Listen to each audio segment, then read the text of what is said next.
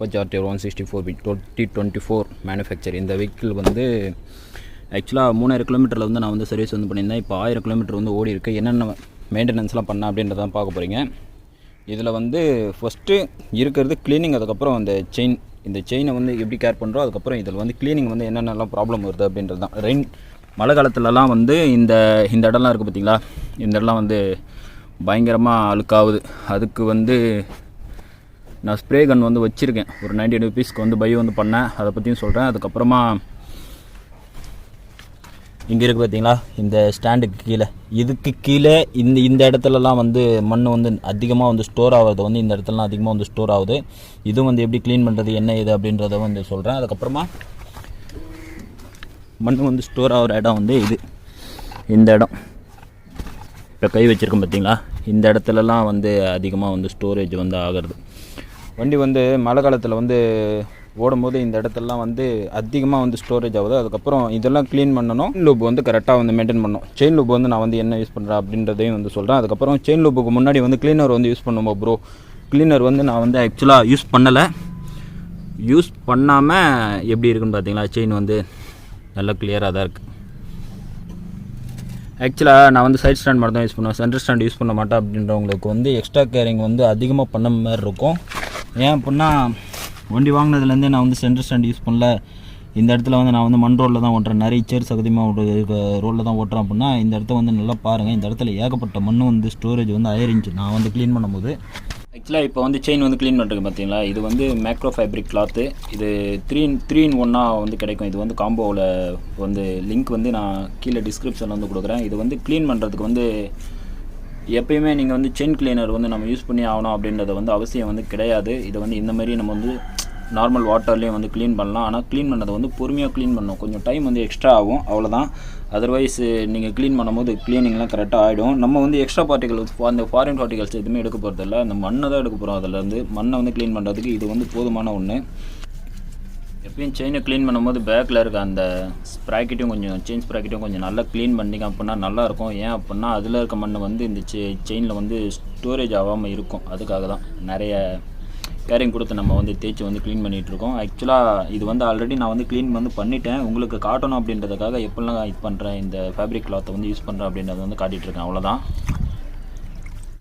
நம்ம எந்த ஒரு செயின் லூப்ரிகேட் யூஸ் பண்ணுறதா இருந்தாலும் இந்த டயருக்கும் இந்த ஸ்டாண்டர் ஸ்டாண்டு இந்த கேப்பில் தான் நம்ம வந்து யூஸ் பண்ணோம். அதுக்கப்புறம் இந்த கொஞ்சம் உள்ளே தள்ளி போயிட்டால் கூட இந்த டயரில் வந்து அப்ளை ஆகிடும். அது வந்து அந்தளவுக்கு ஸ்டிக்கியாக ஒரு மாதிரியே தெரியும், அசிங்கமாக தெரியும்.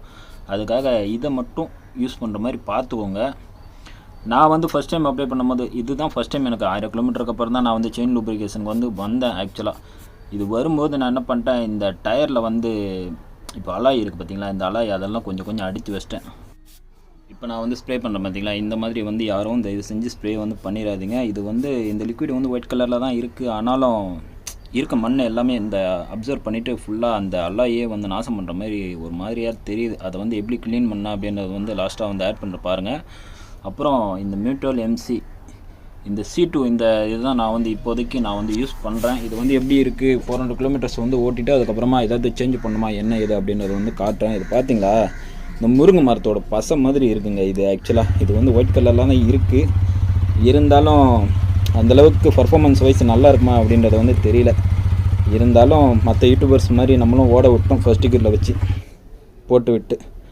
அதுக்கப்புறம் இந்த கிளாத் பார்த்திங்களா, இந்த மைக்ரோ ஃபேப்ரிக் கிளாத் பார்த்திங்களா, இதை தான் வச்சு போட்டு தேய்னு இந்த அலாயிலெலாம் எக்ஸ்ட்ராவாக அடிச்சிட்டேன் பார்த்திங்களா, அது எல்லாத்தையும் போட்டு அழுத்தி வச்சு தேய்ச்சி க்ளீன் பண்ணிகிட்டு இருந்தேன். பாருங்கள், உள் பக்கம் நல்லா க்ளீனாக பக்காவாக வச்சு க்ளீன் பண்ணி வச்சிட்டேன். ஆக்சுவலாக இந்த செயின் ஸ்ப்ராக்கெட்டும் சரி, செயினும் சரி நல்லா இருக்குது. புது வண்டி எடுத்த மாதிரி அந்தளவுக்கு க்ளீன் பண்ணியாச்சு. ஒரு 80% தான் க்ளீன் பண்ண முடியும். 100% க்ளீன் பண்ணோம் அப்படின்னா நம்மளுக்கு அந்த கார் வாஷிங் பண்ணுற கிட்டு, அதுக்கப்புறம் இந்த பாலிஸ்டர் இந்த ஸ்ப்ரேஸ்லாம் கொஞ்சம் தேவை. அதெல்லாம் இருந்துச்சு அப்படின்னா 100% வந்து நம்மளால் க்ளீன் வந்து பண்ண முடியும்.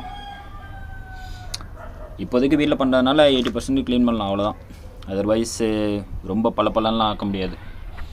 இது உங்களுக்கு வந்து இந்த சைடில் லுக்கு வந்து காட்டுறேன் பாருங்கள். இதில் தான் நான் வந்து செயின் லூப் வந்து அப்ளை பண்ணியிருந்தேன். இந்த இடம் பார்த்தீங்களா, இதெல்லாம் ஃபுல்லாக அழுத்தி அழுத்தி தேய்க்கணும். இது செயின் லூப் வந்து நான் சொன்ன மாதிரி இந்த டயருக்கும் இந்த சென்டர் ஸ்டாண்டுக்கும் இடையில வந்து அடிக்கல அப்படின்னா அந்த டயரில் வந்து அப்ளை ஆகிருக்கு பார்த்தீங்களா, அதேமாதிரி தான் இந்த இதுலேயும் வந்து அப்ளை வந்து ஆகும். லைட்டாக ஒரு மாதிரி டாட்டாக தெரியுது பாருங்கள் பிளாக் கலரில். இது லிக்விட் ஏதோ ஒயிட் கலரில் தான் இருக்குது, ஆனால் மற்ற பொருட்களில் மேலே பட்டுச்சு அப்படின்னா ஒரு மாதிரி பிளாக் கலரில் ஒரு மாதிரியே தெரியுது. இந்த வெஹிக்கிளில் இந்த இடம்லாம் அதிகமாக மண் சேரும். இந்த சென்ட்ரு, அதுக்கப்புறம் இந்த கீழே இந்த சைடில், அதுக்கப்புறம் இந்த ஸ்ப்ளிட்டர்ஸ்லாம் இருக்குல்ல, இங்கெல்லாம் வந்து அதிகமாக மண் வந்து சேரும். அதெல்லாம் கிளியர் ரெட்டிஃபை பண்ணுறதுக்காக நான் வந்து ப்ராடக்ட் வந்து நான் வந்து காட்டுறேன், என்ன யூஸ் பண்ணுறேன், எப்படி க்ளீன் பண்ணுறேன் அப்படின்னு சொல்லிட்டு. நான் சொன்னேன் இல்லையா, இந்த ப்ராடக்ட் தான். இது வந்து மேலே இந்த கேனுக்கு மேலே இருக்குது பார்த்திங்களா, அந்த பம்பு மாதிரி.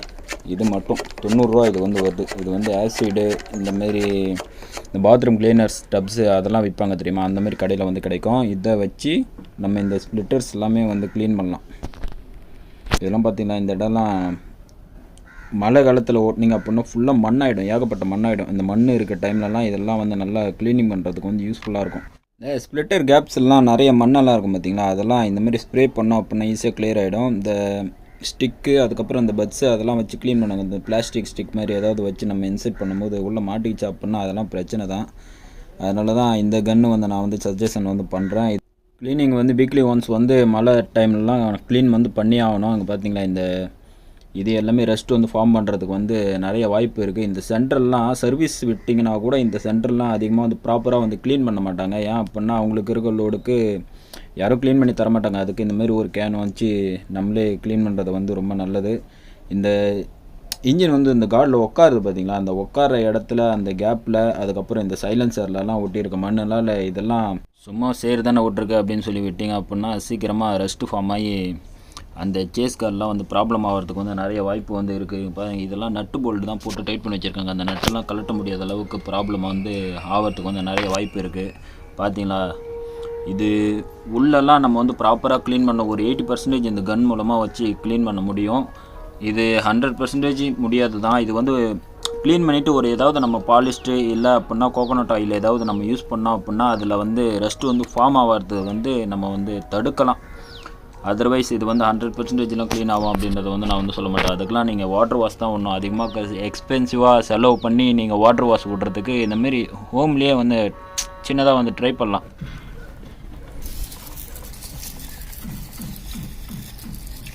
இந்த வாட்டர் கன்னில் வந்து ப்ரெஷர் வந்து கம்மியாகிடுச்சா, ஒன்றும் இல்லை, வெரி சிம்பிள். இதை வச்சு பிடிச்சோமா, டக்குன்னு 4 அடி அடித்தோமா, தூக்கி ஸ்ப்ரே இன்க்ரீஸ் பண்ணுமா அப்படின்ற மாதிரி இருக்கும். ப்ரெஷர் வந்து இன்க்ரீஸ் ஆகிடும் ஈஸியாக.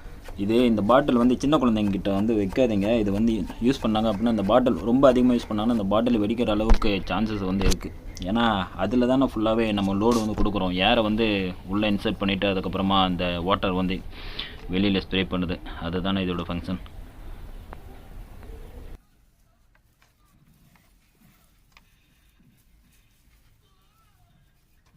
வண்டியை கழுவும் போது இந்த சீட் கவரை வந்து கழட்டுறாதீங்க. இதெல்லாம் பார்த்தீங்களா, இதெல்லாம் ஓப்பனில் இருக்கா, இவங்க இருக்காங்களா, இதுதான் பெரிய வில்லங்கமே. இதெல்லாம் தண்ணி பற்றவே கூடாது. மழையில் விட்டால் கூட அந்தளவுக்கு தண்ணி உள்ளே இறங்காத அளவுக்கு தான் இந்த மேடெல்லாம் போட்டு வச்சுருக்காங்க. பார்த்தீங்கன்னா கிளியராக இருக்கும். சீட்டு வந்து உட்காந்துருமா, அதனால் எதுவுமே ஆகாது. இதெல்லாம் கழட்டி இதெல்லாம் தண்ணி அடிக்கணுன்றதெல்லாம் அவசியமே கிடையாது. இதுதான் இந்த ஏர் ஃபில்ட்ரு. இந்த ஏர் ஃபில்ட்ருக்குள்ளே இங்கே நீங்கள் தண்ணியை ஊற்றுனா கூட இது உள்ளே ஓடிடும். ஒரு 2-3 ட்ராப் போச்சுன்னா கூட இந்த ஃபியூல் இன்ஜெக்ட்ரு, அதுக்கப்புறம் இந்த சைடில் ஒரு சில விஷயங்கள்லாம் இருக்குது. இதோ இருக்காங்க பார்த்தீங்களா, இதில் பிஸ்டன் மாதிரி இருக்குது பார்த்தீங்களா, இந்த இடத்துல இவங்களெல்லாம் டேமேஜ் பண்ணிடும். இவங்களெல்லாம் டேமேஜ் பண்ணிடுச்சு அப்படின்னா பெரிய பிரச்சனை.